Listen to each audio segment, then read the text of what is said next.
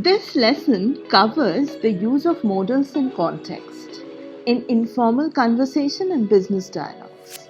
The subtle differences of meaning are illustrated through contextual examples. Meanings of the language structures used in dialogues are analyzed.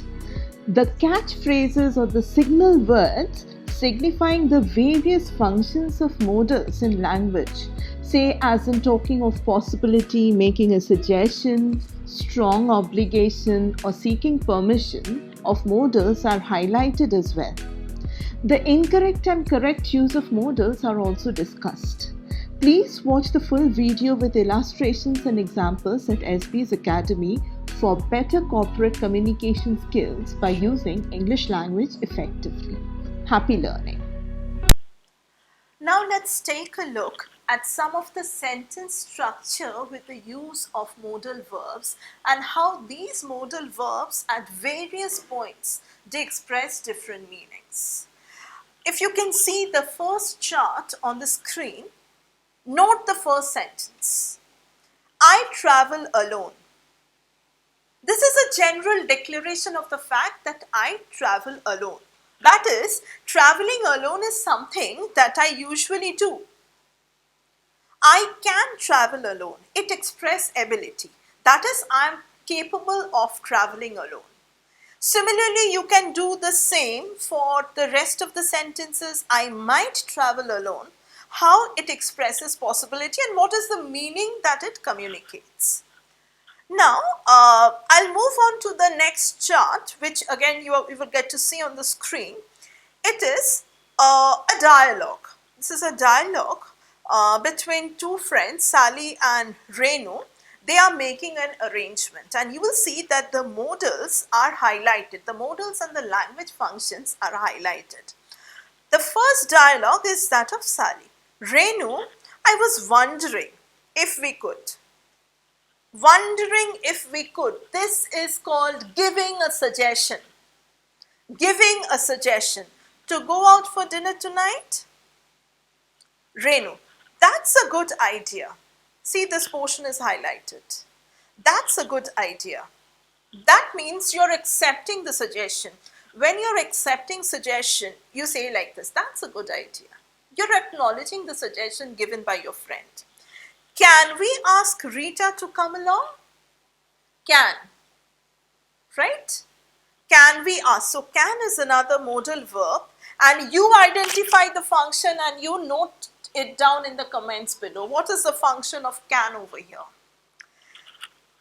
Next, I'll jump a couple of dialogues. I'll come to Sally's dialogue over here. I may have to take my father to the doctor. What about the day after? I may have to. Expression of possibility. Expression of possibility. I may have to. Right? Since you are talking to a friend, right? You are maintaining that level of casualness or informality.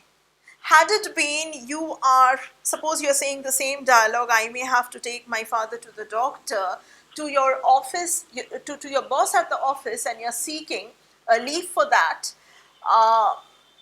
your tone would be completely different in that, right?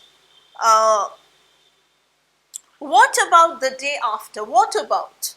We use this phrase, what about, when we are making a suggestion. See, these are the key phrases that you use in modal verbs to make polite conversations, to make suggestions, to accept suggestions. So you go through the entire dialogue and you will find that the highlighted portions, what are the highlighted portions, right? You will see that these are making plans, making suggestions, making arrangement, using modal verbs. See, this is how modal verbs should be used in communication.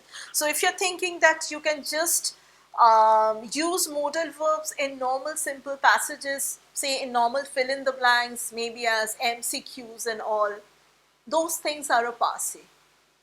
You should be using them in proper passages, in short paragraphs, in conversations. That is what makes understanding of grammar more accurate, right?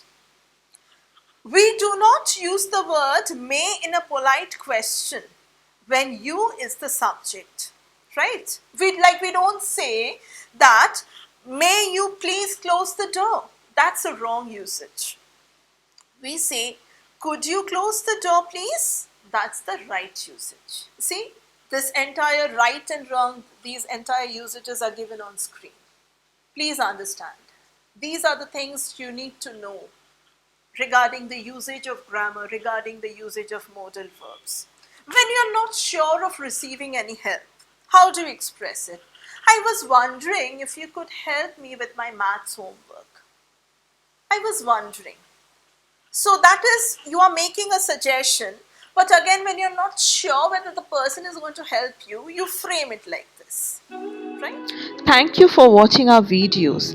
Keep supporting Essbeez Academy by subscribing to our YouTube channel. Share the videos if you like the content and leave your valuable feedback in the comments. Don't forget to press the bell icon for receiving notifications about our new videos.